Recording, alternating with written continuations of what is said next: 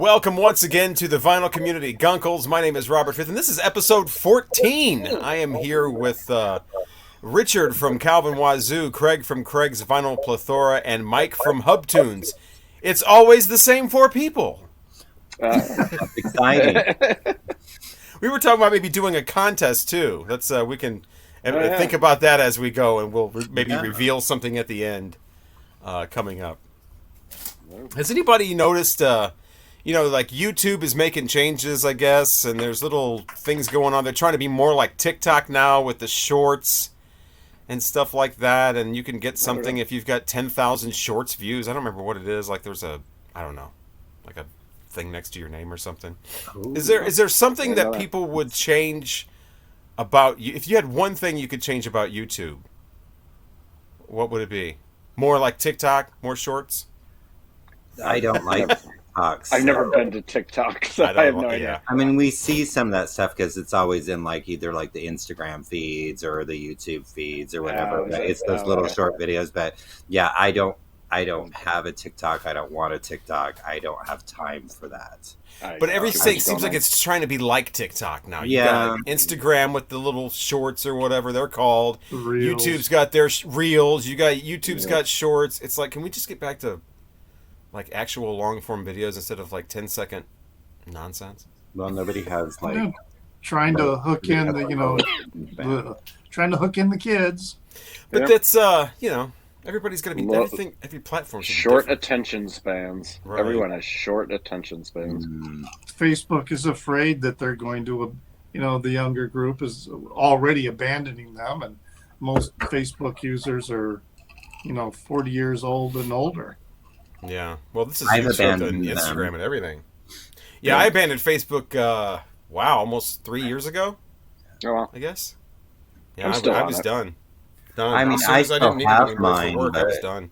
Yeah, I still have mine, but I don't really, I haven't posted anything on there 2 years, so... Yeah, me neither. I still have it, but I haven't posted anything. I keep it because of Messenger. Mm-hmm. I like to still use Messenger. That's how people communicate. Yeah. But as far as Facebook and high school friends and people I worked with 4 jobs ago, and that's all that I have in common with them. And they're political. Mm-hmm. Facebook suggests this for you, and it's something that absolutely should not be suggested for me. And it's just seems like it's all button pushing. Does that too? YouTube is the YouTube does it. It's weird how they will promote things, and some people get upset the way YouTube also targets ads to, contrary stuff. Yeah, it's like you can't go anywhere. You look at it's like Netflix now. You look at your suggestions, and then they've got this category called New to You. It's the same stuff. You refresh, it's the same stuff. There's millions of videos on YouTube, but you just get to see the same 20 over and over again. It's well, they do have a thing now where you say, would click here if you would like to get a different recommendations. I have not clicked it because I'm pretty satisfied with what is being delivered to me by their algorithm. I haven't seen that. Where's that button? Yeah, I haven't seen that either. Well, then I guess it'll show up. Maybe it's a beta test. And see, I watch stuff on my TV, so I think there's a lot of things I don't see. I think if I used a laptop or my iPad, I'd probably see all these little things. But I watch on my TV. I can't even comment on videos. That's why I don't even bother commenting. I should. Right. I keep telling myself I need to comment more on people's videos because I watch a lot of videos. I can like on my TV. I can dislike, but I can't make comments. Yeah. So what about the people who comment who it's obvious that they didn't even watch the video? Oh, that's the worst thing. That's the worst. Your favorite thing. But that's not YouTube. That's people. Yeah. Right. It happens across all platforms. I wish YouTube would come up with something where if somebody comments, they're signed in, they haven't seen the video, or they skim through it, watch a little 15 seconds here, watch a little 20 seconds here. Oh, time for my comment! I wish they would put a little symbol next to their comment. This viewer has not watched the video. That way we'd know. They've got the purple box with the heart in it, and they've got other things. Just a symbol just to let you know this person has not... like Amazon Prime, verified purchase or whatever. Right. Just this person has not watched the video. Facebook does something like that, where if you click on to make a comment and it's a post link and you didn't click the post, it'll say, you haven't read this article. Are you sure you want to leave a comment? Yeah. And something as simple as that for YouTube could go a long ways. But I want something I can see that lets me and everybody else seeing the comments. There's really no reason. This comment has no weight. The person didn't even bother watching the video. I can't relate to that. I don't know why somebody would do that. I have one viewer. He hasn't commented for a while, but no way he watches my videos. And he used to comment on every single one. Every single one. Wow. I get the feeling that they've seen the thumbnail. And they're commenting on that. Mm-hmm. I used to trick people. I tricked a lot of people with a video I did a long time ago where I talked about offensive album covers that are really offensive to me. And when people hear that, they're like, oh, it's probably some titties or somebody's got a upside down cross. Why are you so offended, Snowflake? And of course, if you watch the video, it's more about the bastardization of album covers that record companies do, or record companies changing things. That's, or false advertising or whatever. That's what's offensive. But you wouldn't know that unless you saw the video. And just so many people, just obviously. And they're never, 0% of the time are they smart enough to just stop and be like, wait, how does he know I haven't seen the video? Yeah, right. They just keep commenting and keep digging in deeper. There was one guy, it was that video to you. I think the comments are still there. There was one guy that was, it went, just his comments, 16 comments.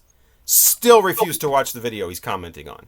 And it turned into if we were face to face, you wouldn't be saying blah, blah, blah. And then other people would join in like, this guy's a moron. He's saying things that don't even apply. Yeah, he's an idiot. He hasn't watched the video. Yeah, just watch the video, dude. What's wrong? It had like 5 people going, and he was still, I don't have to, whoa, push everybody, kick everybody's ass. What? And it's like, dude, you look like a complete moron. And they never stop to be like, how do they know I haven't watched the video? Well, because of your completely unapplicable comment. It's totally inappropriate to whatever the video actually is. But yeah, I did a video now. I've been putting out somewhat provocative videos lately. I don't really mean to do that. It just kind of happened. And so I'm getting a lot of, negative comments and whatever, which are fine if they're, a well thought out retort. But not just, I saw your, the Steely Dan things are way overpriced. Oh, well, yeah, if you don't like it, don't buy it. It's real simple. Okay, because I did a whole 6-minute part in the video where I explain how even if you don't buy these, it still affects other, sounds like you're just jealous and don't have the money to buy it. So it's like, God, I just wish that shit would just have its own section. You do that impersonation really, really well. Yeah, I'm assuming that's what they talk like. Yeah, it's exactly what they talk. It's real simple, dude. It's real simple. If you don't want to pay for it, don't buy it. What's up? Wow, you were totally and they end with a buffalo stance like it's 1988. But yeah, you are hood rat. I don't have very many comments like that on my channel. Just one time somebody wanted to, it was a Frank Zappa video, and so their comment was, well, did you know while recording blah, blah, blah, blah? And, my reply was, yes, I put it in my video had you watched it. Right. Well, why would you blah, blah, blah? For the answer to this, watch the video. Watch the video. Yeah, I get skimming people, too. It's pronounced Asia. Yeah, after a minute of saying AJ, I actually say that, but you do you. I thought it was Aja, so... No, I made a joke about it and then actually said, yes, I realize this is called Asia. But if you're skimming... You can skim through, if somebody's showing 5 records, and that's the video, and you're not interested in record 2 and 3, I can see skimming through that. But if somebody's making a video where they're trying to make a point, and it's you can't skim around and be like, comment. I'm sure these people are just commenting on multiple videos they haven't seen. I'm assuming these are people that are just saw the thumbnail, comment, next thumbnail, comment, next guy, comment, next girl, comment, and they just want their voice. They just want to comment. They don't want to watch videos. Comment chameleon. Yes. Comment. They come and go, and then come back. They come and go. Life would be so easy if they just wouldn't comment. I'll make watch the comments like video. halfway through a video. But that's just a dream. I've had Red people Golden that Dream. make several comments because they're commenting as they're Yeah. watching the video. I do that. I do that sometimes. Yeah. Yeah. I'm like, There's somebody on mine that does it, and they don't say what they're commenting on, and you get comments like, "Yeah, that's true." oh, What? which part? Which part's true? Right. I have that one. It must have been an answer to with the voice in their head. And so Right. do you. You have that one too, Pippin. I don't Yeah, like to delete that's comments true. because I don't I want to never censor people. Nope. But I'm seriously thinking about if somebody didn't even bother watching the video, then you don't need to comment on here. You're just going to get deleted. I'm thinking about just taking up that policy. If it's just something just off the wall, then just hell with it. You don't need to be on my page, on my channel with your So silly far, I've comment. had pretty good comment karma. So Yeah. I've had I pretty think good it's my luck. personality that draws the negative. No, there's that. There's that. Now that it's a bad Why would you say personality, that? it's just you're very oh god, how to like you're I I'm don't very, know, you're I'm just very challenging. different.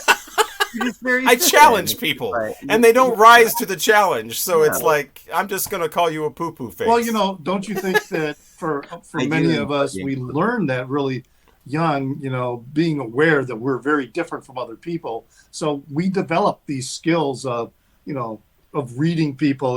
I'm not going to take it from you, and Right. we have our own style of how we do that. But the bottom line is, we're going to throw so much shade, you're going to trip in the dark. Yeah, I don't mind negative reviews or rebuttals or somebody's other point of view or whatever, as Oh, long as they absolutely. watch the video.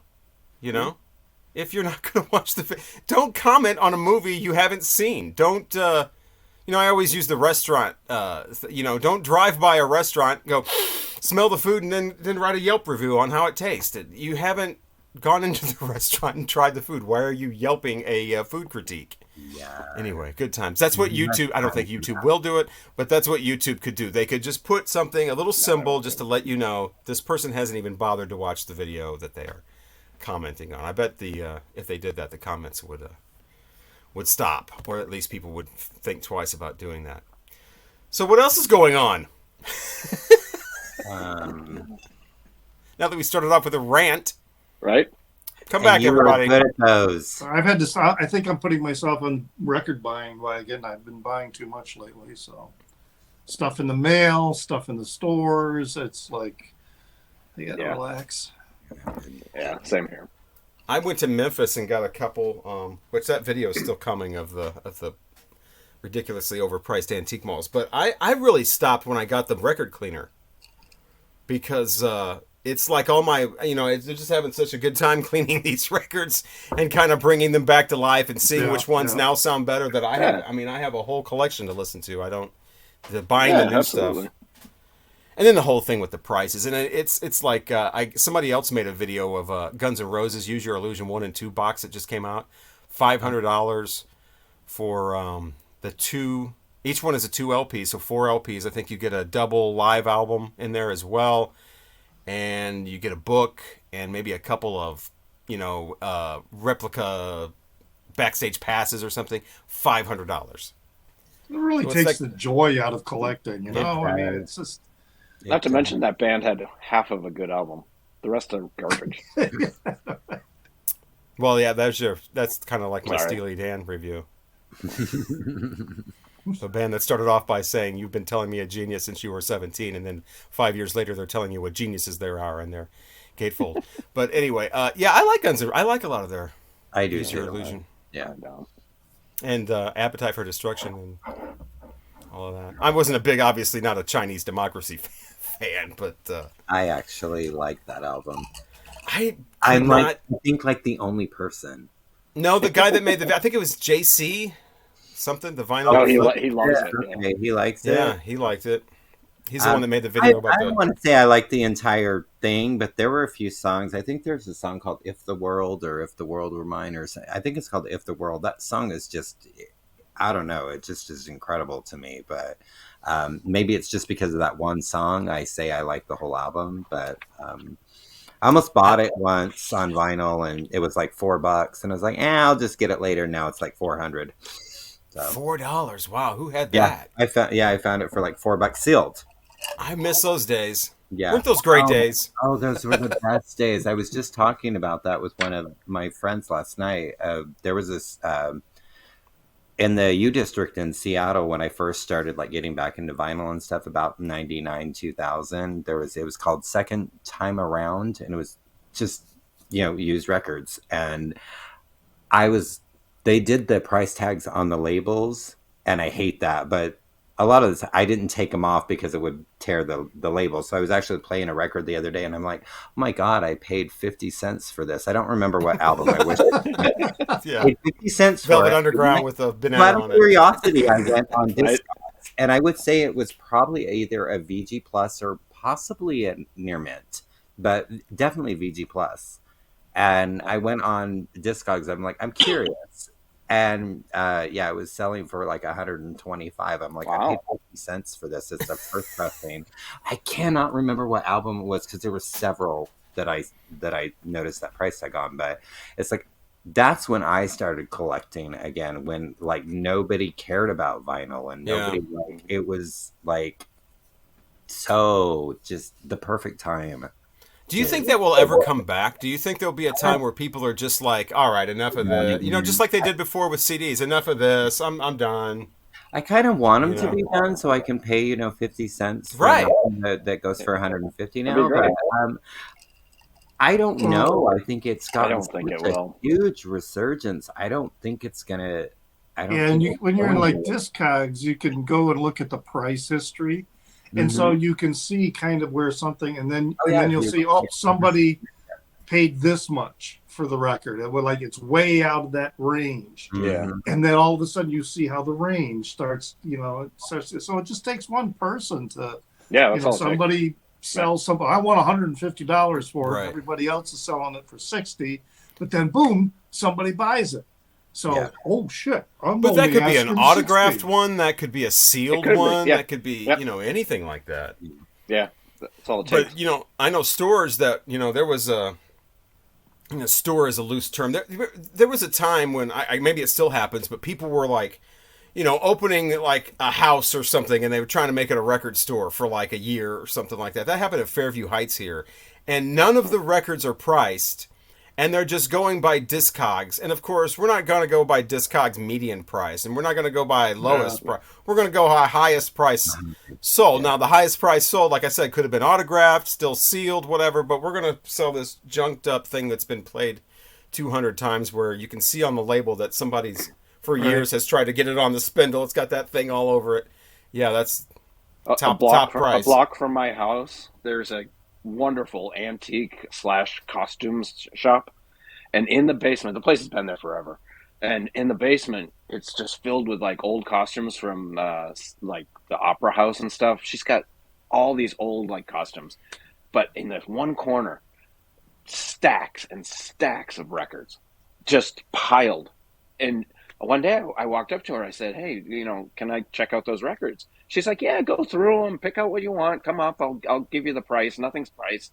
And I was like, okay, and I'm figuring I'm going to get these things for $1 a piece. I mean, they're all like old. I mean, there's some great stuff in there. So I come upstairs with like a stack of 50 and I put them on the counter, and she's like, oh, that's great. Can you come back in about an hour? And I said, yeah. And she's like, I'm really busy right now. Just come back in an hour. And it's literally like, I can see it from my back window.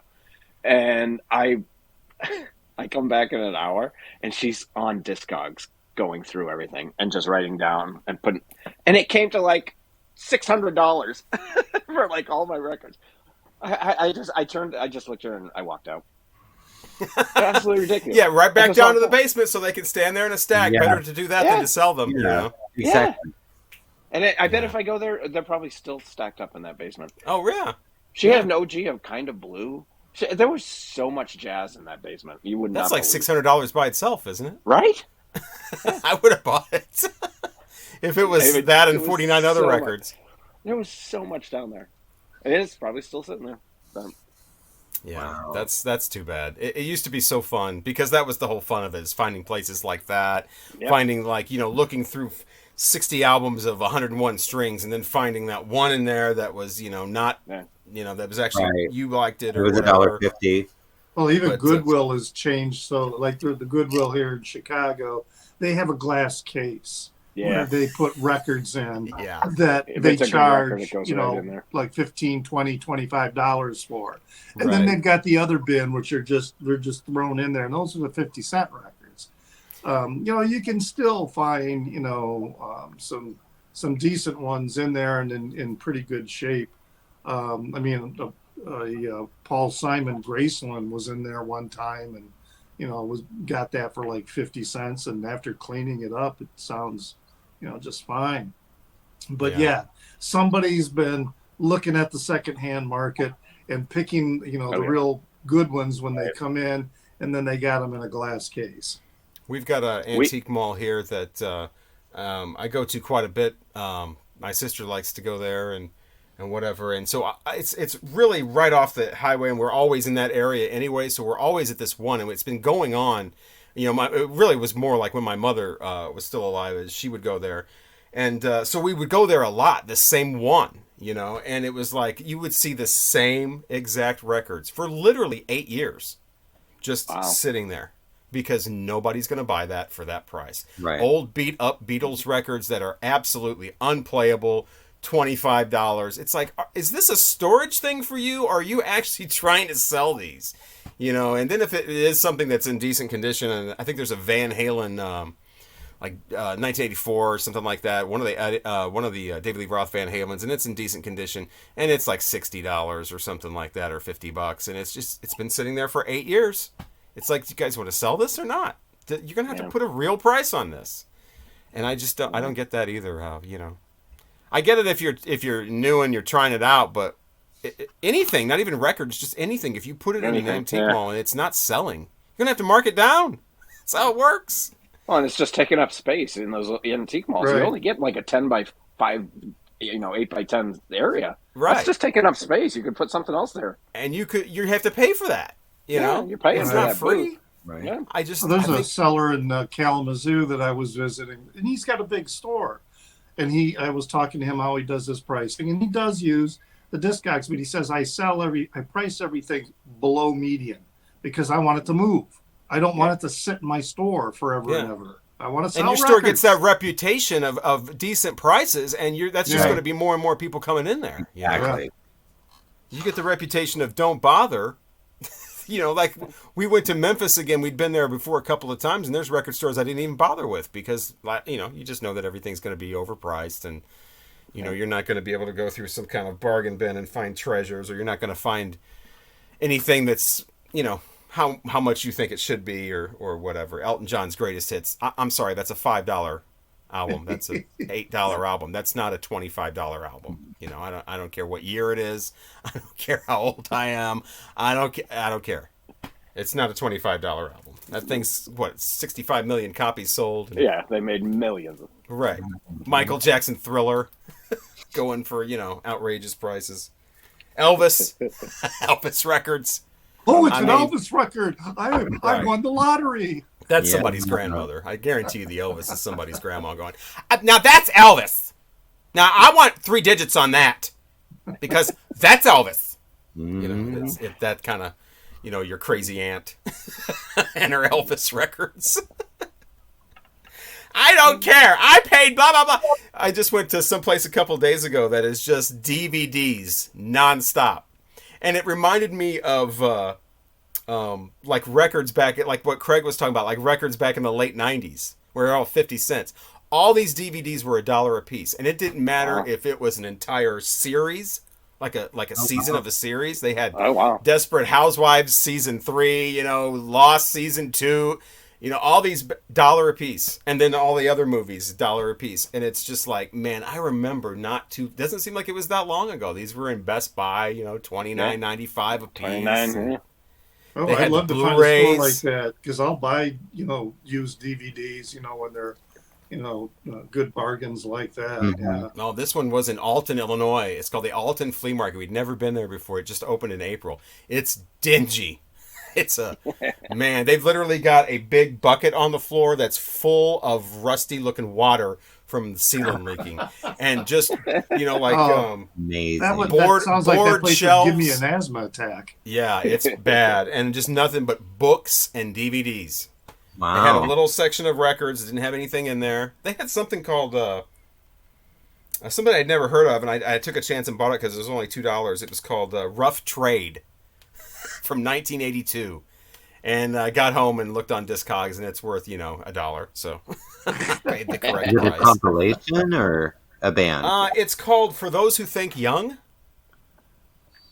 I mean, Rough Trade sounds familiar, but it's I thought Rough But Trade. does Mike have a copy of it? No, I don't go to thrift shops very much, but I went to one last week and I bought something. Oh. I bought this. It's Nat King King Cole. Cole. Nat King Cole. It was 50 cents. It's a 6-record set. Is that a Golden Treasury or Reader's Digest or Lifetime Life? Yeah. I think Golden Readers. Treasury. That looks like a Reader's Digest. Yeah, one. Golden Treasury. Oh, Golden Treasury. Okay. Look at it. That's It a was fancy sealed. cover. It was 50 cents. It was sealed. I got home. I looked on Discogs. Guess how much it sells for? $500. $1. Wow, $1. That's good. So you got it 50 cents cheaper than what. Well, there you go. You got a deal. You got a But 50% it was discount. sealed. And this is all the Nat King Cole I need. I don't need anything else. Those are Reader Digest versions, though. Those are re-recordings. Just so you know. Whatever. Speaking of CDs, though, I mean, All I need. I got this for $1. I think I might have showed this before. Morricone? Is that Morricone? There's Yeah, and it's got that's 55 tracks on it. It's Rhino. It's got a nice book in it. Big book, for a CD. And 50 cents or $1. And then this whole thing was $1. It's the entire 4-disc box of the doo-wop, years. With all these rare doo-wop songs. It's Rhino, so each disc has like 25 songs on it. And excellent quality. It doesn't have, the box or whatever, but still, 50 cents, $1 for all that. It's like, this is the new, this is like the new albums, like they were in the late 90s. Now you're buying CDs. Will these ever come back? Will you ever start seeing CDs again for like, it's $12 now because there's been a CD resurgence. Yeah. Don't laugh. They laughed at records. Now look at records. Well, I know it. What is it? Reckless Records. They have a CD section, but it's all used CDs. I don't think they have anything that's, a new CD. I don't think I've ever seen one. And then the records, they have both. That's mix of new and used. Yeah. So that'd be crazy if when they moved into their new location, they expanded the CD section, not the record section. Yeah. I mean, compared to the old location, it's probably and the DVD section too, and the Blu-ray. That's a lot bigger. So, are there groups that aren't like artists that aren't even putting out CDs now, that are just putting out vinyl and stream? No, there are still artists I see who are just putting out electronic versions, whether they're MP3s or FLAC files, and they may have like one release on vinyl, and then some of them are only doing cassettes. So there's I guess it just depends the cassette thing really needs to we need to stop that. That's silly. Yeah, I think it has a lot to do with what kind of distribution they have and how much money they got to get something put into. It seems a little forced. It seems like, records came back. Let's try to bring cassettes back too. Okay, our things. Didn't somebody say? I think Craig said last week that Keith Richards' new record store thing is on a cassette. It's on a cassette, yeah. I think it is. Yeah. I went to a concert last week, and at the merch table, they had all the stuff on vinyl, but every vinyl also had a cassette. I wonder if anybody's actually buying that stuff, and if they are buying it, why? Is it just for a collectible thing? Right. Are they even listening to it on that format? Yeah. I can use Shane for example because he'll get like if something comes out and there'll be like a bundle, so it's like the vinyl, the CD, the digital, but they all come with cassettes. Because we were also just talking about this last night. He's like, yeah, I have all these cassette tapes that I got with like a bundle because it was like a better deal than getting it without the cassette tape. So he has like 10 tapes that he's never even. So they really are trying to force this cassette. Yeah, thing, they are, basically. because they're like, well, the Cure Wish bundle thing, that there's a cassette tape in that. So it's going to be another cassette. That's more like, I wish this was a record that wasn't a picture disc or a cassette. That's the wish. Right. Well, it's a. I'm going to put a candle in the middle of this picture disc and blow it out and see if it comes true. Well, it's already been a half hour. This is flying by. We got to get to the album review, which this time was the 1977 release from Judas Priest called "Sin After Sin." That's actually we have different ones. Yours is This is a later. This was my ex's. Pressing, yeah. It's a legacy. I don't know what year it was pressed, but yeah, my ex left this. So does that have "Race with the Devil" on it? Like a bonus track at the end? No. There's some that have that. The ones I was listening to, "Race with the Devil," is a regular. It's a different. The bonus track was a live version of Jawbreaker. Jawbreaker, right? Oh wow! So they've got several. This is an original one, so it just has the actual lineup. But yeah, "Sin After Sin," the major label debut when Judas Priest went to Columbia. Who wants to go first? Yeah, that's what I thought. Week. Well, I can go first. Okay, please. All right, let me go. Let me just kind of my notes here. So we all know that I'm not hugely familiar with Judas Priest. Turbo Lover. That's my Judas Priest. So, this is the first time I've listened to this album. I really haven't listened to a lot of the 70s and anything before Turbo or after, for that matter. That's the only thing I've ever had of them. So, this was fun and interesting, and I wrote notes. For Sinner, I just wrote creepy, so I don't know why I wrote that. And they say sinner way too much. Sinner. Way too much. Way too much. One thing I noticed, like, I feel like I don't want to keep referencing Turbo, but I feel like he uses his lower register a lot more on that album. I don't want to use the word screech, but it... Operatic.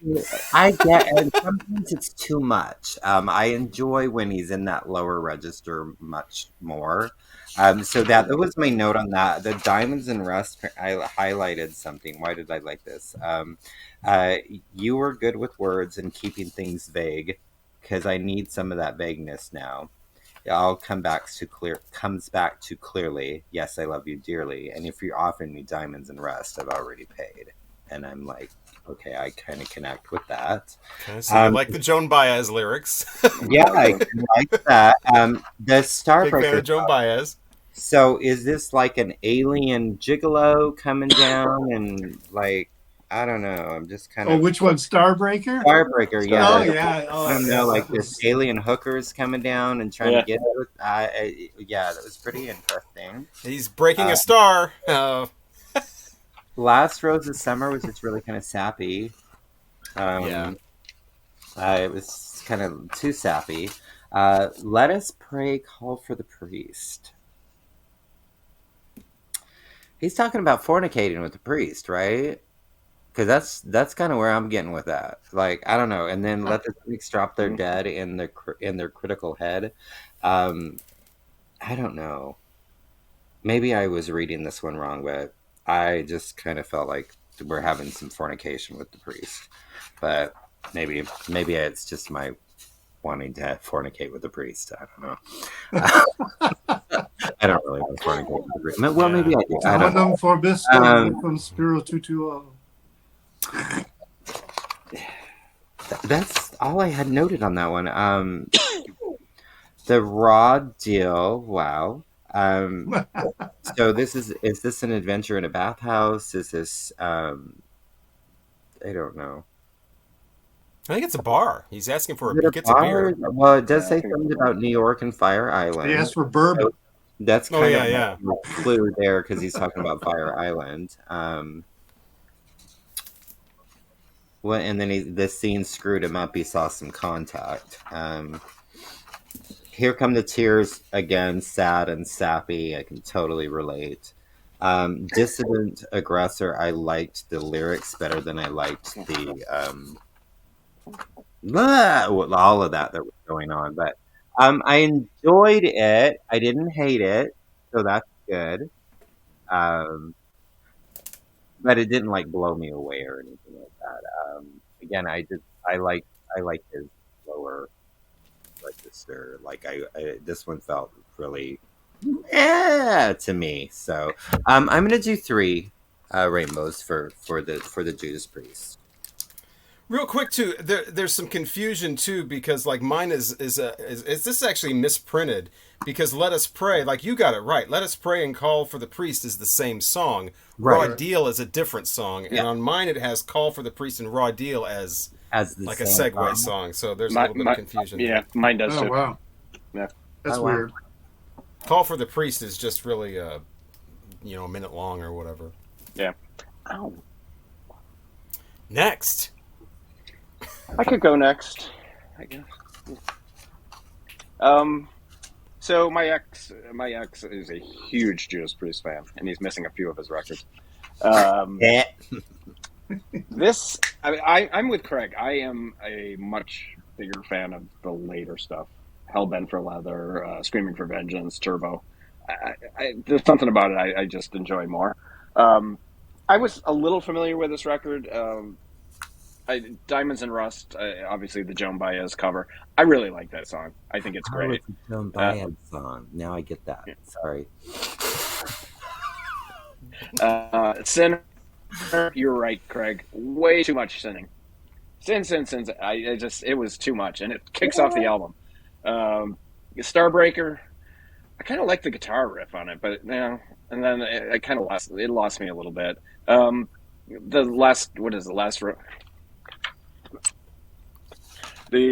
last Rose of Summer is absolute garbage. Terrible. Let Us Tell Pray. us how you really Let Us feel. Pray, I really liked. I'm sorry. Let Us Pray, Call for the Priest. I actually kind of like it, and you're right. It's definitely creepy lyrics, so there's definitely some fornication going on there. And my favorite song, actually, I think my favorite song is Raw Deal. I really like that song. Here Comes the Tears, meh. And the last one was a Dissident Aggressor. Yeah, it's all right. I prefer much later. Now they added a guitarist, right? Yeah. They get a third guitarist, and I think that's what I like more about their sound later. This is a really simple. It's very cliched. It's a simple formula, and everyone is doing it. I mean, Black Sabbath is, it's the same thing. It's just early hard rock. I wouldn't even call this. Well, I guess it is heavy metal, but it's. Yeah, I'm gonna give it 3. I do like the album artwork. I really like the album artwork. But yeah, I'm gonna go with 3 stars. That sounds like my review of the Herbie Hancock album last week. Sounds like my review of Herbie Hancock last week. Yeah. I like the 3 guitar when they added the third guitarist. I think maybe that's the era that I like better. They had the 2 leads. It was kind of like a Thin Lizzy thing. Yeah, and I think when they're touring, because they're on the road now, I think, is it KK Downing is not in the band anymore? So now they're back to like just 2 guitarists. I thought I read that somewhere, which is kind of what they're known for, is having those 3 guitarists. Yeah. Which is a little disappointing. But I did get to see them live once. And I think we talked about this before, but Rob Halford did more costume changes than Cher. He did a costume change every single song. It was the gayest thing I've ever seen. He's on a motorcycle in sequins, and he's just fabulous. Oh, it is. Yeah, he looked good. I think next month they're going to be up in Waukegan. Yeah, at the Genesee Theater, I think. Yeah. That's a good place to see a show if you've ever been up there. Never have. But yeah, that's 3 stars or three rainbows. Okay. This is this comes from an era that's really is the era that clicks with me. Guitar driven rock and roll. So when I started listening to this, it instantly clicked with me. I was back to being 16, 17 years old, from that era. And I actually liked the album quite a bit. I liked the opener, Sinner, really nice hook. And I found some other stuff trying to read through the lyrics, because Robert was like, hinting at, some of the lyrical content. So I was looking for a lot of other, commentary on the words.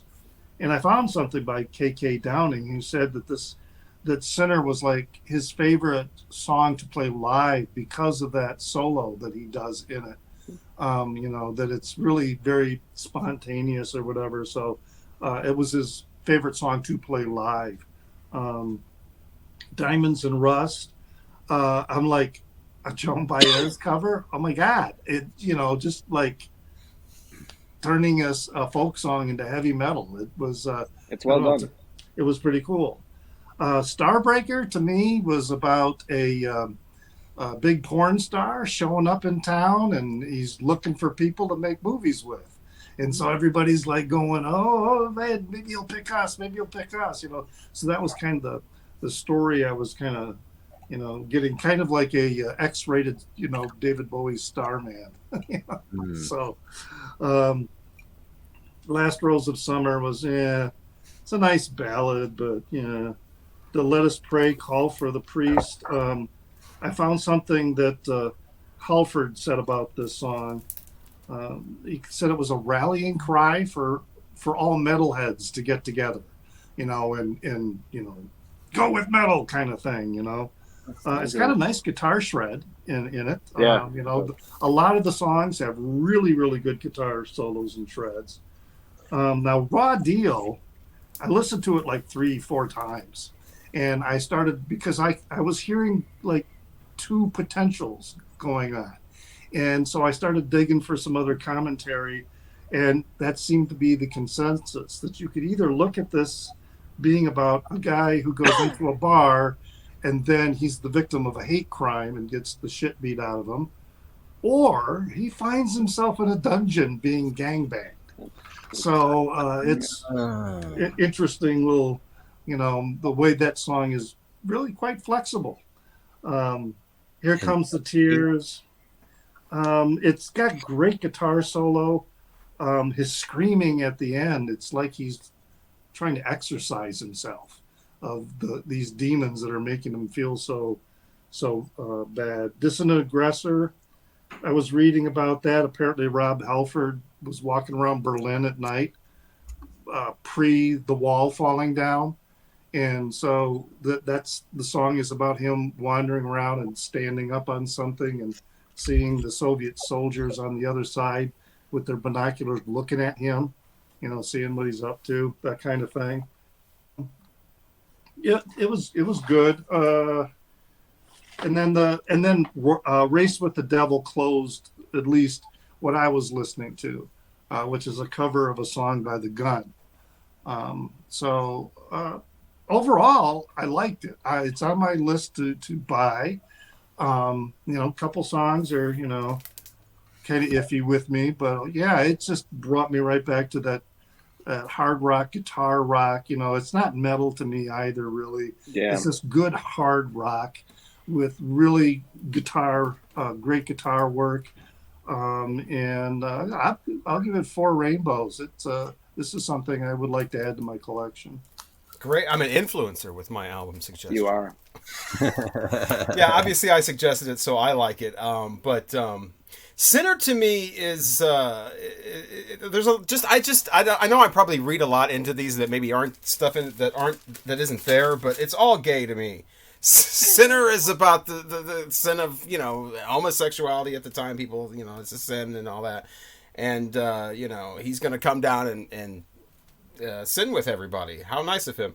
But yeah, I just love that. That's a great opener to me. I really like this Judas Priest more than I like it just about as much as, it's comparable to me to like Hellbent for Leather and British Steel, and Screaming for Vengeance is a little bit of a different sound, but I way prefer this over Turbo. Okay, Sorry, so like, the only one I know. Diamonds and Rust is Nazareth did This Flight Tonight. So this is not the first time that a hard rock or metal band has covered Joan Baez. Or is that Joni Mitchell? That's Joni Mitchell. Anyway, it's a song like that, I should say. And Joan Baez was really pleased with this, and she really did an interview where she's really happy to be a part, in an abstract way of the metal history of heavy metal. She really loves the fact that she is somehow connected to that, even though it's just somebody covered her song. But I think he did a great job with that, and it doesn't sound like. Like it's a cover of a Joan Baez song. Starbreaker to me is similar to what Richard was saying, but I didn't get the porn star thing out of it. I got the star as something else. Similar to like the Limp Bizkit album title, Chocolate Starfish, and the whatever the else. That's what I thought the star was, that he's going to break. Snippity snap. He's going to come to town and break a lot of stars. But yeah, I didn't even think of the porn star. That totally makes sense too. I don't know anybody that's into Last Rose of Summer. I don't know what that's about. I don't get that. I don't know why they would put that on there. It wasn't like it was, well, we got to have a ballad for a single, or we got to have whatever. Let Us Pray, Call for the Priest. This is a priest that I don't have to drop down to my knees on. I think is not sexual. I see that as more anti-religion, anti-priest worship, I didn't get I'll have to listen to it again to get the rallying cry. Raw deal, we all agree that's some sort of, he's in a gay bar, something is happening, whether he's getting into a fight or it's, a gangbang, and it's a gangbang. But he seems upset about it at the end, like, it's just another goddamn raw deal. Here Come the Tears. I think you would appreciate more. It's not a great song, but I think you would appreciate the lyrics more if you read his autobiography. It's a constant thing of him wanting a relationship with a man, and all he's getting is one night stands. It's throughout the whole book. This goes on for 25 years with him. Just one night stand. He wants love, and he just keeps getting sex. And every time he does think that there's a relationship involving the guy, something happens. The guy takes off. He says at the end of the book, he finally realizes that it's because he's attracted to straight men. And he never was wanting a loving relationship with a gay man because, growing up in where he's coming from, gay men are broken. They have that's not something. And he had to really learn and evolve himself and really start to learn to love himself as a gay man before he could love another gay man. So having all of that really heavy stuff, understanding all that, makes me appreciate the Here Come the Tears more, even though it's not a song I'm going to throw on and crank up. But Dissident Aggressor is. Wow, what a song. Later covered by Slayer. It's the loudest thing out at the time, and I love that song. It's really him as a, like Richard was saying, it's more of a World War II German, and how, from the perspective of a Nazi soldier who is completely brainwashed and is just going for broke because that's all he knows is what he's been fed into his mind by the Nazis or the Third Reich or whatever, and the hooks to my brain are well in. I'm going for it. But I really love the sound of this more because I love early heavy metal like this, because before all the tropes come in, before all the rules come in. You're heavy metal, you can't do that. You can't have a tambourine. You can't have a Joan Baez song unless it's a parody. You can't do this. You can't do that. You've got to have a squealing guitar that goes you've got to have. There's rules, and this is before the rules. And so I love any musical genre before the rules come in and the tropes start coming in and everything starts sounding the same. Similar to like MTV videos, where like watch 20 music videos from 1981 and you're going to see 20 different things. Watch 20 videos from 1986 and you're going to see the same video over and over again. It's probably going to be black and white, grainy, band on stage with Super 8 film look. I mean, every video started. It was like people used to make videos and then get them on MTV, and it became later a thing of MTV being the look. MTV deciding what the videos are going to look like, and that's kind of what I get with heavy metal sometimes. Is it just becomes a bunch of rules and a bunch of tropes, and you got to look like this, you got to sound like this, you can't have that instrument, you can't have this instrument. Yeah, it's hard to find something that's fresh. Right, and this is totally not like that at all. So that's one of the reasons I appreciate this. But I just wanted everybody to hear some of the songs like Raw Deal and Starbreaker and Sinner, and what your take was on that. So I will give this, I would say, 4.5 rainbows, which I'm sure is a shock because I always rate mine very high. Right. So that would give us 14.5. Yeah, 14.5. 3 and 3, and 4 So is it's 10. in a 3-way tie for number 3, with Execution of All Things Sassy Mama and now this. Yeah. All things. Oh, I just have that as St. Vincent. I don't even have the name. No, So Execution. there you are. That's Rilo All Kiley. Things is Rilo Kiley. Oh. Yeah. Sorry, I've got that as 15. I thought Rilo Kiley was 14.5. No, I've got St. Vincent for 14.5. Well, I will go back. I have St. Vincent as 14. So I'll have to go back to all my notes, and I'll get up, let y'all know. Please. Because I got. Well, remember, one of you thought, 8 and 6 was 16. Yes, and that's why I'm saying please double check that work, Yeah. because number one, I thought 8 and 8 was 12 or whatever, written and number for 2, I don't have the individuals, I just have the totals. So yeah, so that means it is Craig's turn to suggest the next album. Yeah, I'm hoping good things with this one. So from 1991, and this is a really important album to me. So, obviously I'll go more into it when we actually review.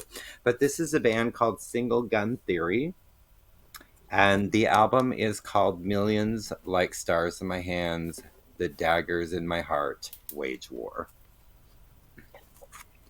So, All right. Single Gun Theory, they only had 3 records, so you should be able to find it with Millions Like Stars in My Hands.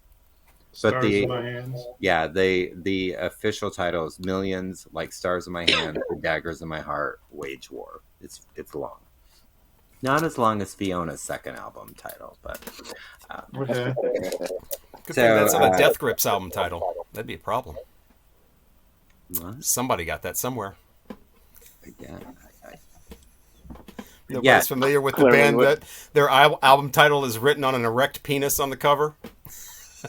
who is this? Death that Grips.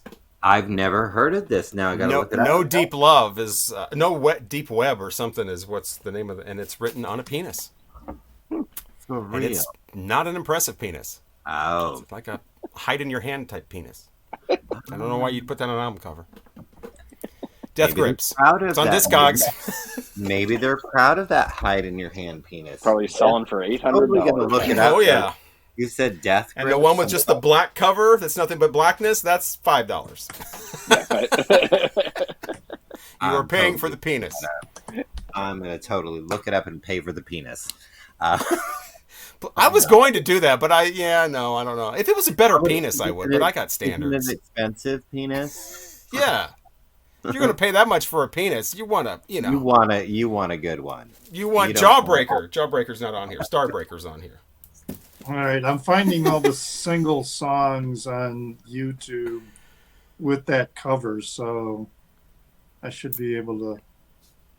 But yeah, I yeah, forgot to mention the bonus track. If you can get that to the. Oh, we're already talking about a different album. Never mind. Yeah, we are. So there's technically 9 songs. There's a remix at the end of it, but which we don't necessarily. But there's 9 songs. Okay. All right. All right, so we're going to listen to Single Gun Theory next. This is going to be brand new to me. I've never heard Yeah, of it. brand new to me. Yeah. I've never It's heard of it. kind of. I've heard of them, but haven't heard them. It's I really hope you guys enjoy this one. Is it like alternative light, or is it? I would folky? say that this is kind of shoegazy in a way, but similar to maybe like Cocktail Twins. Cool. But there's okay. also some like different like genres kind of thrown in there. It's really hard to describe them. And as you listen, you'll kind of understand that. There's a lot of like Indian like not Native American Indian. Kind of like a lot of that thrown in too. So it's just very cool. Yeah. So yeah, I'm hoping good things with this one. I hope you guys will enjoy it. It's yeah. I like Taste of India from Aerosmith. Does it sound like that? Well, I don't know that, so it probably doesn't sound like that, but maybe. Who knows? Never can tell. So Richard brought up something interesting, because I'm definitely starting with that, because blame him for this subject. We were talking about having all these records, right? And we're just buying more and more and more and more. What happens when it's all over? We did. What happens to your records? Again, Richard's idea. Richard, right there. Well, it's something I think about from time to time, because I had a dream about it a while ago. I don't have anybody really in my immediate family that I think would appreciate, the records. So I'm kind of like, I'm wondering what to do with them, or if I should just die and let them sort it out. No. Let them fight over it. Yeah, let them fight over it. Yeah. If there's an afterlife, or if there's some sort of a way that you can still see what's going on after you've passed away, I would hate to sit and watch my albums just be blown to the wind, and jerks coming in and who's in charge of pricing them. Can you imagine? I don't know what any of this is. $5 each? Because they'll think, oh, Rich has got all these, he had all these rare records, we're going to get a lot of his collection. Well, no, not unless you sell them one at a time. Are you going to be able to get money out of them? Yeah. You're going to want to unload this entire collection, and you'll be lucky if you get, $1 a record for them. Yeah, mine would be awful. Mine are in my will. They're going to my partner, and I told him, sell them. You're going to need the money. Take them. And I even told my local record shop that he might come in with all my records. I have books too. That's the same thing. I have a lot of in my book collection. I'm thinking of starting to gradually sell my book collection, and then records. I'm thinking of purging some things, that I just don't listen to. Mine was my idea was so morbid, because I had a dream. I have a husband, so that's the easy answer. The husband, they would automatically whatever would go to the husband. So I put it in the thing where if he and I died at the same time. And he's not, or he died first, and so now I don't have a husband, and I'm not dying, but I know that I'm dying, so it's a slow death, and I know, and I'm still here knowing that I'm dying. It's not, so I can plan things, and I thought what I would do if this Vinyl Community thing was still around. I'm going to end up getting murdered now.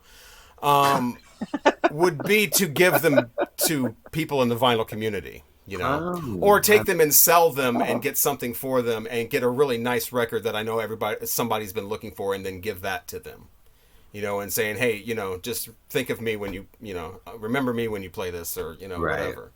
So that my memory would live on through people whenever they. I like that one. Yeah. And then that way you can snub people too. Like give them to like almost everybody, and then people, I didn't get anything. You sure didn't. Not getting nothing. You're getting Barbara Streisand. Or even better, yes, give them some shit. All last will and testament. Guy Lombardo, what the fuck? You got the Velvet Underground with the banana unpeeled. I got Guy Lombardo. Liberace's greatest hits. What? Right. Volume 2. I can leave all my Johnny Crawfords to, the person that I want to annoy from the grave. Yeah. I think that would be fun. But I just had this dream about doing that. Like, I didn't have the dream about, like, my husband dying or me. I just had this dream about, I knew I was dying. I had cancer or something. And so I'm going through and picking out records and watching videos going, oh, he wanted that one. And it was this weird, it was very, very vivid. So it's weird when you came up with this idea, because I was like, well, I know, based on that. And it was, I don't know, about a year ago I had that dream. It was very strange. But yeah, that's probably what I wouldn't do any of that. I would just die. Fuck it. I'd be like, I'm dying. I don't give a shit. Too much work. Yeah. I have decided to keep my family out of like my will and all of that, and that's for very good reason, just because of what we dealt with my father. So, and they know this. They're very well aware of it, because I'm not married anymore. It's me and my dog. I can't leave everything to her. She's not going to know what to do with it, but I would. So everything I own is going to my two best friends, Kim and Shane, and they know what to do with it. But the vinyl, I figure I have no savings. I have no nothing. I've wasted my life away, and with financially, and that's a lot to do with an ex, but whatever. So I know that they're going to have to sell a lot to probably have me cremated and pay off my shit. And so they're aware of that. But I have what's called the Post-it system. And so, yes, my family has been left out of that part of it. But when it comes to like the records and stuff like that, I actually have Post-its on a lot of them. So like nieces and nephews and family. Like and right now? You're like, yeah, like whoa. Because I could be like, crossing the street tomorrow and get hit by a train. So as I'm thinking about like, oh, this is really important between, me and my niece Marcia, or me and my nephew Anthony, like this album is really important to us. Well, I want him to have that. But I've also made it very clear to them. I said, if you are not going to play this, if you are not going to enjoy this, I don't want you to have it. Because I want them to continue that on, And so again, a lot of it, Shane and Kim are probably going to have to sell it to pay off my shit. But I want a certain piece of that because that's how important my collection is to me. Like I want them to each have a certain, and now they're starting to make requests. Like, okay, when you die, I get this one. Right. I'm like, I'm hoping these are your really good friends because they're hearing this and they're sharpening knives going, I could use some. I mean, again, like Shane and Kim, they know, like, if it doesn't have a Post-it on it, they pretty much have dibs. They can do whatever they want with it. And I said the same thing to him. I said, as a collection, you're probably not going to get a lot from it. You're going to have to sell them individually. But, hey, someone offers you $5,000-$6,000 for all of it, then take it if that's going to cremate me. Do what you got to do, but be smart about it and know what you have. And they both are connected to my Discogs, so they know how to check and see what I have. Yeah, I showed Corey. I showed Corey how to do Discogs and stuff. So if either one of them die before me, or if they both die before me, I don't know what I'm going to do. I'm going to have to have a whole new plan, but and I mean, the Post-it system, like I said, it's just kind of randomly, like, as I'm thinking of something, like, oh, this is really important to them. Like, I can use the Yaz, or Yazoo, as they really are. But my niece and my two nephews, my oldest ones, they have such fond memories of listening to that with me as a kid. Well, I happen to have 3 copies of that. I have two of the UK pressings of it, one sealed, and then I have the US one. I said, you guys fight over which version you get, but with that particular album, there's actually a copy for each of you. So, but that's not really a lot of the case on a lot of what I have, but just that particular album. But it's some family and friends that nobody even has a turntable, except for my niece. And she just started, and so I don't know how long that's going to last. It could just be a passing. Craig, thing. can you put a Post-it note with my name on all your Jenny Lewis records? Yeah, you got it. Yeah, which one do I want? Jimmy might fight with you on the ones that were shown. He doesn't have them. Oh, The Cure. Okay, which one? All of them? Richard, would you like any of Craig's? Well, you already spoke for The Cure. Damn. Oh, The Beautiful South. Well, that's because that's the only one. I'm going to have to go look at his Discogs and really get in there. I'll claim The Beautiful South. Yeah, that's a good call, Richard. Oh, I want the woman, the Mama Thornton.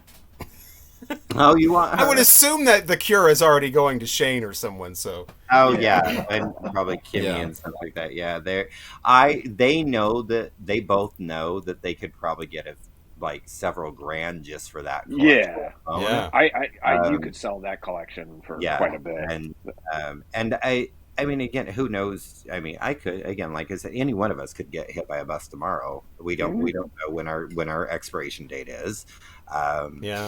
But I want the Judas Priest Turbo. I will listen to that, think of you, and laugh.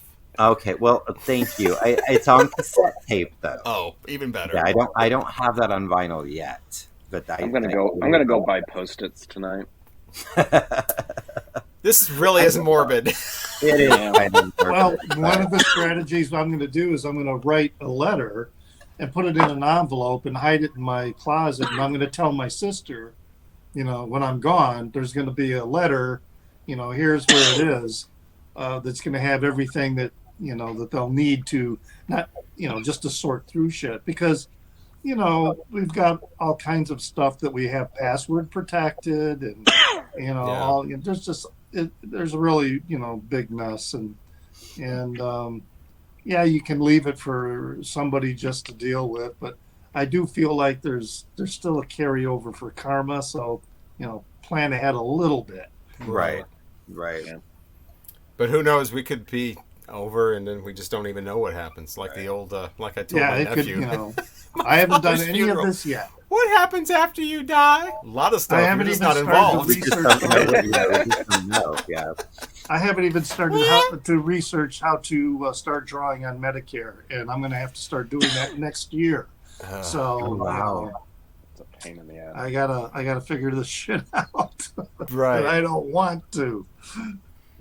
I just hate the thought of all this just going for $1 a piece, or somebody coming in like a vulture going through your collection that you've had for 40 years and piecemealing everything. And like I've had records that have been next to each other for 40 years. I consider they're like friends that right. You don't want to separate them. Keep them together. It's like separating the kids after a divorce. No. Now that we're hopefully done with that, it's time for a fun game called What Record Would You Pull? I'm ready. It's whose turn is it? Richard's Richard's It's turn. mine. This isn't about death, is it? No. Okay, good. So this may take you a little while to pull the records, to meet this, but I want you to go back and think, okay, you're in high school. I'm in high school. So it's your junior, your sophomore, junior, or senior year. Okay. So, like for me, this is going to be 1974, 1975, 1976. So go back to that time and think about the records that were released then. And this is kind of a yin and yang thing. Pull a record that at the time it was released, when you were in high school, you loved this record, you thought it was great. It doesn't have to be a popular record. It just, something you really like. But now when you listen to it, it's like, this is, no, it just doesn't do it for me anymore. And then the yang, or the yin, whatever, is a record that was released in your high school years that was a big record that everybody liked. Everybody was crazy about this record. And you were kind of like, I don't get it. I don't know what the big deal is. But now, you really appreciate it. Who wants to go? You want me to start? Sure. Why don't you start? Sure, do it. All right. So for the one that I kind of thought was meh, I don't know why everybody is so excited about this record. But now I really, really like the record. And that is Queen, A Night at the Opera. Came out when I was a junior in high school, and I was kind of like, it's it's all right. But man, everybody, and it wasn't just A Day at the Races, or not that one. I mean the big hit. God, I can't even think of it now. Bohemian Rhapsody. Yes, Bohemian Rhapsody. There were a lot of other songs on here that people were raving about. But yeah, I just didn't get it. And then it finally clicked with me probably only like 15 years ago. And then I really started seeing how, to me anyway, how great an album it was.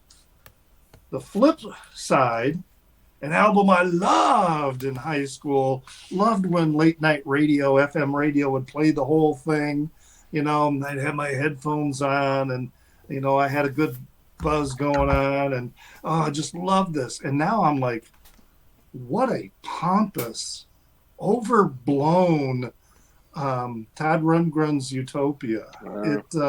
It just, I thought I saw this in a record store and I went, wow, I remember I love this record. And I got it home and I'm like, why? Why did I really love this? I mean, it's okay, but I'm just, it's like I'm never gonna play this. It's just, yeah. Yeah. I find that with a lot of Utopia. I loved Utopia when I was in high school. Some of it I put on now. It's very dated. Yeah. Oh yeah. I do enjoy his covers album, Faithful. That's great, but that's a solo record. But yeah, Utopia is very dated. I agree with you about Queen too. That was never one of my favorite Queen records when I was younger. It still probably isn't, but I always preferred like Sheer Heart Attack and Yeah. The Game. The Game is my favorite Queen record. I love that. Everybody play the game. Don't do that. All right. So It's romantical. Okay, I'll go. Okay, so something I thought was really hip and really cool, and part of me still kind of thinks it's hip and cool, but not as hip and cool as, when it came out, was the Beverly Hills 90210 soundtrack. I mean, wow. this has got Paula Abdul, Color Me Bad, Jeremy Jordan, The Right Kind of Love. I mean, Puck and Natty. You're like, who's Puck and Natty? Right. Who's Puck and Natty? They want to be your friend. Oh my God. Tiffany and I played this shit over and over and over again. Nostalgia reason I love it, but it's kind of crap. But it's good crap. It's good crap. But hello, look all my friends. Like, I feel like I know them. We went to school together. I've got dolls over there of them. And Never then seen an episode. Really? Yeah. I was never. obsessed with 90210. Never. Oh seen my God, they were my best friends. Like, I felt like I knew them. And then Tiffany, like, we later moved away from each other. We would call each other every week, and we would sit on the phone. And that's when you paid for long distance. And we'd be on the phone talking about, oh my God, what my friend going on? Yeah, that was sad and pathetic. You're welcome. Okay, so the album that came out, I think this was my junior year. And I was furious when this record came out because people were liking my band. And they were I know what this is going to be. they were like, oh, this is great, this is wonderful, and then they also changed their sound a little bit at this point, and I was furious about that. I actually considered myself like a avid like hater of the band at this point in my life. So I appreciate it more now, and there's like some of my favorite tracks of theirs is on this record. Still, overall, it's not as great as some of the other ones, but I am talking about Depeche Mode's Violator. And this album pissed me off when it came out because people were now listening to Depeche Mode. The people who made fun of me because I listened to them, the people who were like, oh, you're a faggot because you listen to Depeche Mode, they are now driving down Main Street rocking Policy of Truth and World of My Eyes and all that shit. So I grew so much hatred for the band and for this record when it came out because it was like, you motherfuckers, why are you listening to my music? And yeah, but now, of course, I appreciate it. And Blue Dress is probably one of the greatest songs like freaking Depeche Mode ever had. So this pissed my shit off when this came out, but I appreciate it and love it now. But yeah, I wanted to hate them because everybody was liking them. I took Policy of Truth as a song, a warning song about you don't come out. Really? That's what I always thought that was, and so that was a weird thing to hear that at that Got time. some feedback. Yeah. Me? Robert or me? Huh? Yeah, I'm echoing out of somebody's computer. It's not me, because you can hear my voice. I don't hear any echo. I just hear Robert. Yeah, that would be the guy then. Me? What am I doing wrong? I don't know. Oh, do I have an old one? Oh, because I remember I got booted off, so... Oh, I don't know. No, that's right. That's probably it. Yeah. There's only one thing open, so is Check. it still doing it? Hello. Mic check. Yeah, it's not doing it anymore. Check. Oh, I didn't do anything. Check. I have a couple. Like I said, this is really difficult for me because my opinion really doesn't change. If it sucked then, it sucks now. If it was great then, it was great now. And I never get tired of songs. Like, I could hear Freebird right now. and I've heard that song 3 million times. But there is one, I didn't love these guys. I thought they were okay. I thought they were pretty good, and now I don't care if I ever hear this again. It now comes off as kind of date rape jock rock shit. You know, yeah, Red Hot Chili Peppers, Blood Sugar Sex Magic. Everything on here is a lot of the stuff on here is so misogynistic, and then, which is fine if you're gonna do that through the whole thing, but then all of a sudden we're on the other team, and now we're back on this team. You know, it's like they keep switching sides on this. It's very, very jarring to listen to this, and I'm not into these guys anymore, and you know, yeah, that album I definitely was turned off to them. I like some of their early stuff where they were covering Stevie Wonder tunes and stuff like that. But this is actually this is a year after high school, so I broke the rules. And another one that I was still in high school. well, I guess that's really it. The other ones are ones that I didn't really know about and got to appreciate later, like Jane's Addiction. Nothing shocking. I had never heard of this in 1988. It wasn't until probably about 92, 93 that I got into this, and I think that Jane Says and Mountain Song are the two. Yeah. You know, there's a couple others on here. You know, there's a Standing in the Tower Thinking. Yeah, that's kind of a low point, but wow. I love that song. But I would this agree. is. I didn't get that album when it came out. Everyone loved it, and I was kind of like, what? But I've grown to appreciate it. It's I just didn't know about it. And I'm breaking the rules here a little bit. I just wanted to, this is an example of hearing someone. It's not the same album, but I actually heard it, didn't like it at all, thought this person is not for me. I'm not interested in hearing anything else this artist has to put out, because I heard The Red Shoes. And again, that's probably more like 93. But because I started my journey of Kate Bush with The Red Shoes, my journey ended there for like 2 decades. And it wasn't until just like a year or so ago that I finally heard that. And it really blew me away. I just listened to this again yesterday.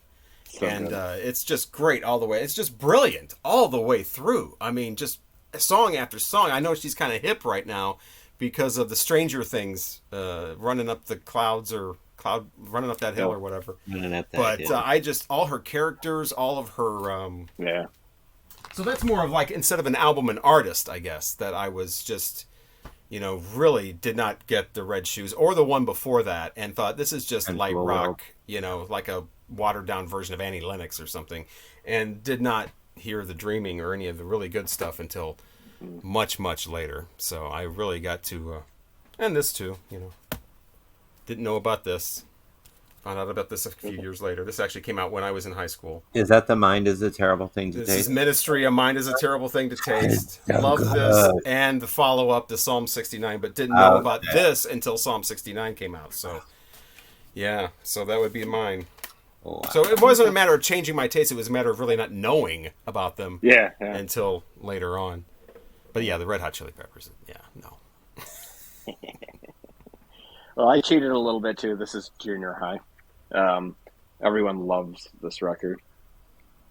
Oh, Billy Joel goes punk. I loved it, and I really liked it in high school or junior high. Everyone loved it. It was everywhere. You know, school dances were playing this record, and the radio had it. I don't like it. I don't even know why I still have it. I really don't like Billy Joel at all. But man, when I was younger, I loved this record. Absolutely loved it.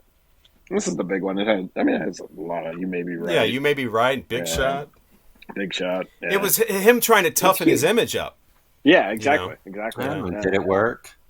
No. Well, yeah. I mean, he had a bunch of hits off of it. He's going to throw up. Yeah, and he turned into a, $50 million show performer. I mean, he had quite this. But yeah, after Stranger, Piano Man and Stranger, that's it for Billy Joel for me. After that, I go all the way up to an Innocent Man album. I hate all that, all that doo-woppy crap. I can't stand it. Oh, this is an album that is not a great album.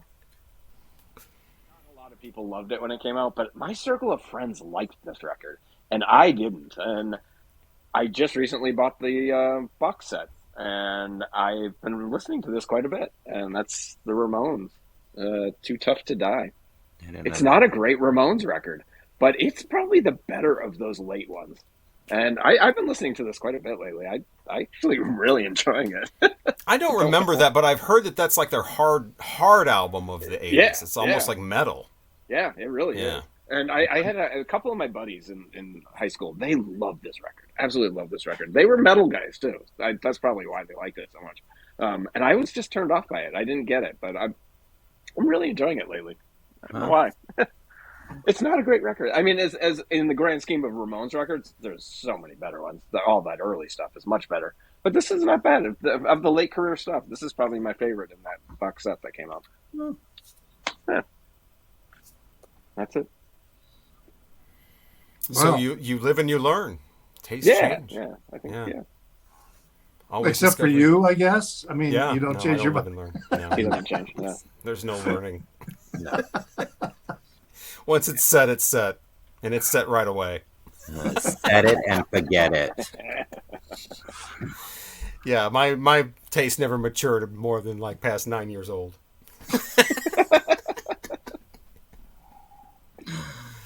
So that's gonna wrap it up. We'll have I guess I do the scenario next time. We'll have our review of Craig's album of the Gun Show people or Single Gun Theory. Gun Theory. Here, I'll show it one more time. The Gun Show people. Single Gun Theory. Live from Gary, Indiana. Millions like stars in my hands. If you do need to shoot somebody, though, I mean, that's a good way to get a gun quickly, is that gun show. Anyway, so yeah, next week, join us. We'll be back. Thank you so much for watching. Please consider subscribing. We do have a live show coming up, and we will have a contest. We'll discuss that later about what we can do for that, but some sort of contest. It'll be fun. Yeah, I thought of biggest cock, but then the women can't, so it has to be something for both genders. You gotta don't. And then I remembered, wait a minute, we're talking about Vinyl Community people, so that's not going to work either. So I don't want to see that. See you next time. I'm Robert Fithin, along with Richard Calvin Wazoo. Craig Vinyl Plethora. Mike at HubTunes. Thank you so much again for watching. Please consider liking and smash the bell and Bell it. ring the bells. Let the world know. Ring the bell. Yeah, we can talk about. We were going to talk about. We got to talk about holiday music sometime too, coming up before Christmas. Oh yeah, let's do that. Because Mike loves it. Number Well, one. we can have differences of opinion instead of people. Right. Most Christmas songs don't even mention Christmas, and I always thought it was funny that at least where I live, probably where you live too, as soon as it starts snowing, the snow songs go away. You play snow songs all throughout the beginning of December, and as soon as it gets like end of December, January, February, it's actually snowing, you don't hear the snow songs anymore. I always thought that was a very strange thing. Anyway, thank you so much for watching, and we will talk to you again soon. Bye.